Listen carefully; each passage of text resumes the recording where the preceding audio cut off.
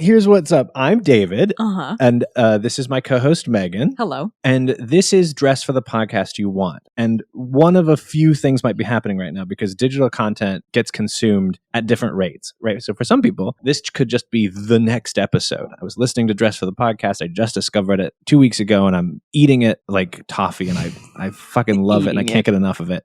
And this is just the next episode. For some people, it will have been 9 months, 10 months, however long it's been since we stopped. We just stopped. Well, what do you mean one moment? Who's telling me one moment? Oh, our Apple ear. Oh, are you kidding me? Oh my God, this is the absolute worst. Oh no. My AirPod was just telling me that she didn't like all the things I was just saying. Did you hear it too? Yeah, I did. Jenna didn't hear it. I didn't hear it. It's okay. We're still pros here. We're sharing one pair of AirPods right now, so we both heard. I forgot to get a headphone splitter. I've not done a podcast with another person in the same room for also 8 months, so I didn't even think about needing 2 pairs of headphones. We're all pros here. Me, my name is David. Yeah. My co-host is, it's not angry at all. my co-host, whose name is Megan. This is Dress for the Podcast You Want. It is a podcast about success. And with us is potentially the most successful guest that we've had on the podcast true. Today. Oh, wow. With us is Jenna Stoeber. Yay. Hello. It's Hi, me. Jenna. It's Jenna. Hi. It's always been Jenna. I've always been here. I've been quiet for all of the other episodes, but I've always been there. I've always been the third host. I just didn't say anything yet. It got increasingly rude that you guys wouldn't introduce me, but I just kept waiting. I thought I'd just be polite and sort of wait it out. And then after a couple episodes, when you never talked to me or addressed me or acknowledged that I was there, it just sort of became a game to me to sort of see how long I could wait you out. I wandered away for a couple of episodes, made a sandwich, but I'm back now. Hi, Jenna. How are you? Oh gosh, I'm all right. How are you? How are you two doing? Aggressive, apparently. I think we're in the same wavelength as you. It feels like it's that kind of day. Yeah, it's been a rainy Monday. Rainy. Ooh. Yeah, it's a rainy Monday in the most classic sense. Yeah. And a winter Monday even. So it's like rainy, and then it got dark way early. Let me ask you this. This is a dumb thought, but I can't help but think it. Does it feel like it's getting darker earlier than years in the other years? Doesn't it feel like there's just less daylight? Yes, that's exactly it. It feels like it's always dark. That's the real thing. Mm-hmm. Yeah.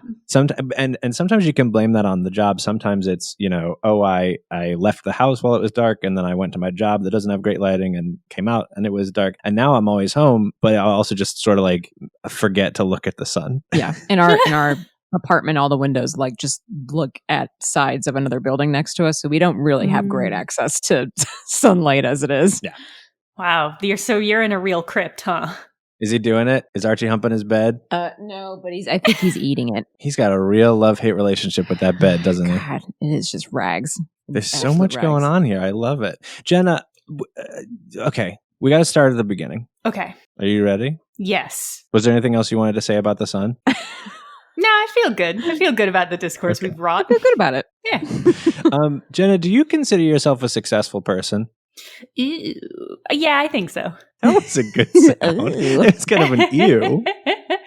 Well, that was such a big question right off the bat. There's so many ways to be successful and a failure, and you can be both. But I went with my gut, and my gut said overall, if I average everything out, I am successful. That's neat. Gut. What were you averaging? There's just lots of areas of one's life to be successful at. I feel like I'm a successful baker. I'm a successful cook, I think, there are other areas where I'm a failure that I'm just not going to talk about. Well, we'll get there. We've got time. Oh, you'll talk. Oh, you will tell us. What do you like to bake? We didn't have you on as a baker, but I'm happy to talk about this that's too. lovely. I like to bake. I don't know. That's a great question.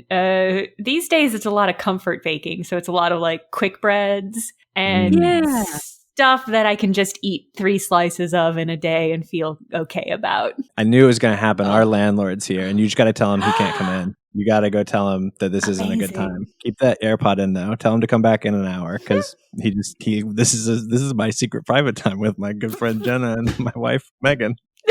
I can't believe the landlord came. I can totally believe it because that's what landlords do. And he's in. We got a fourth guest in the podcast. Well, fifth really, if you count Archie, which I was absolutely do. Yeah, for sure. Put the hold please music on. Jenna, put the hold please music on. That's the good one. That's the one I wanted.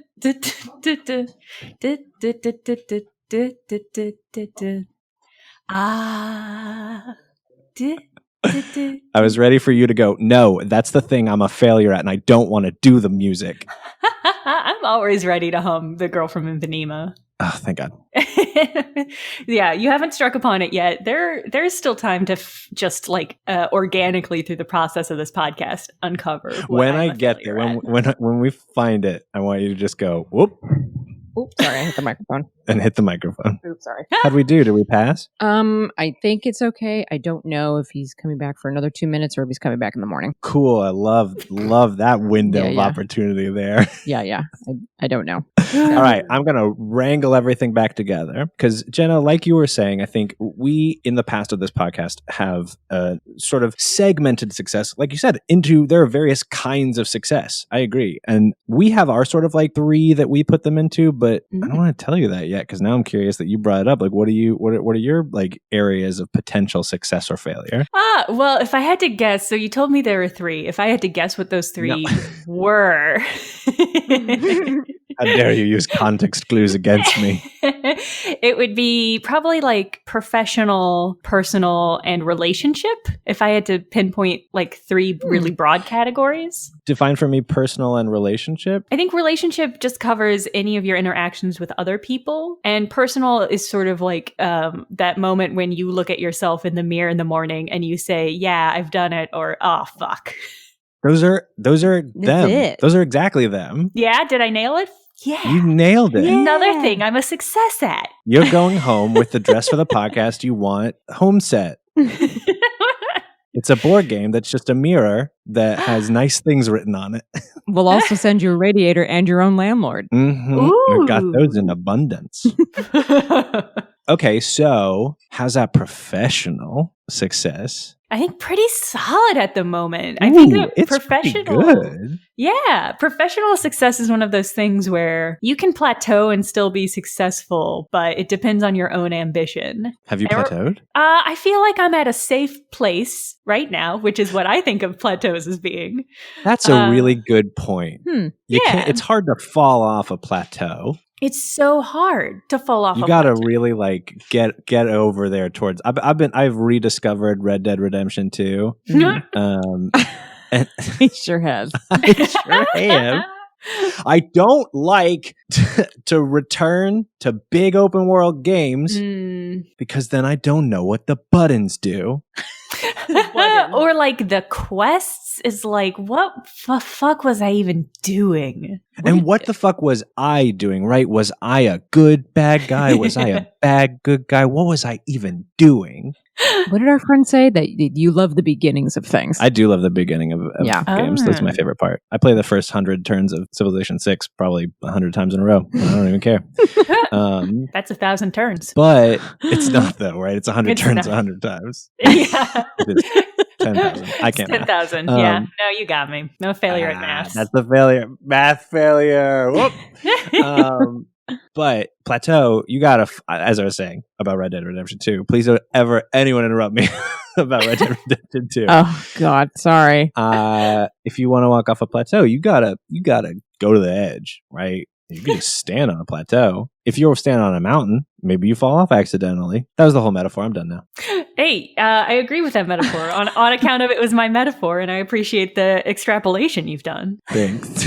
Yeah. Thank you. But that's like professionally, you can definitely, it's always possible to get to a point where you're like, okay, I'm successful and I can just stop here and rest for a while. And I feel like that's what I've been doing, but I'm starting to sort of look around and be like, okay, where can I climb to next? Is there another plateau I should be climbing towards? Yeah, because sometimes when we have people on and they work at specific places, we had a guest who worked at Redacted, and I can't talk about how he was a Redacted employee, but I could talk about Polygon, right? It's Yeah. like your whole deal is that like people, you're a personality, right? People know you and know the work that you do. Yeah, that's accurate and fair and weird to hear. Well, I'm going to make it even weirder for you because I was talking about it with Megan and we were sort of like talking about, all the things that you do and how much of like what of it you do from my limited understanding. I'll have you talk about it. Like what of it you're doing professionally and what of it you're doing for fun. But like as a video producer at Polygon, essentially you're a content creator. Yeah. Right? Oh, for sure. Yeah. I'm a YouTuber. It is, and oftentimes describe myself as such in certain circumstances. How does that, is that where you thought you'd be? Is that like, what was, take us through a little bit of the path to having a, a fandom Wikipedia. Yeah. God, do I? Oh my God. We are looking at it right now as we talk to you. It's brilliant. You don't know it? You haven't seen it? Oh, no, I absolutely haven't. Great. I'll give you some excerpts later, but tell us first about how you got to be such a wildly successful plateau baby. Beautifully described. I think absolutely at no point in my life did I think that this would be where I ended up, even in my wildest dreams, honestly. But there was a certain point at the last job I worked at a university and I was the instructional technologist, which is a new weird job that didn't exist probably when we were all in college, but exists now. And their role is basically to know how all software works and to be able to help people use any software they come into contact with. Oh, I would be terrible. Absolutely terrible. And that's okay because I would have helped you. Yeah, you can't be good at it because then Jenna wouldn't have had that job. Yeah. Yeah. I can't be in it because I would be taking a job from somebody who could do it. Yeah, and that would be so rude, Megan. It was just so rude to myself, rude to you. She's really bad at this, but she does have the job, so I don't know what we can do I don't know about how it. she got there, and she doesn't either. And she's really unhappy. So basically, my job was just to get good at software. And I remember hitting a plateau in that job. It was less of a plateau and more of a really, really sexist boss who I just reached a brick wall with being able to deal with emotionally. And so I was that's like, a butt. It was That's not great. Plateau. That's a butt. Yeah. Big old butt. Butte. And so I remember telling my coworkers, I think I want to go into video production. I think I want to do something in video production. And I remember one of my coworkers being like, "Oh, okay, good luck." With just like the least amount of support I can imagine, like actively doubtful that I could do it, which was so funny now. But it was You smush it in that friend's or that coworker's face now. No, I have never mentioned it to him again. And the little Easter eggs in each of your videos. They're like, "Suck it, Dylan." I just let my success talk for itself. What? Oh, man. Because I'm fucking classy. Oh, no. You're going to have to say that funny, great thing that you said again because the AirPod lady in my ear asked if I wanted to see videos about Suck It, Dylan. And Easter eggs. Weird. Oh, no. Your experience of this podcast is much different from my experience of this podcast. It's asymmetrical. You could see it from this end.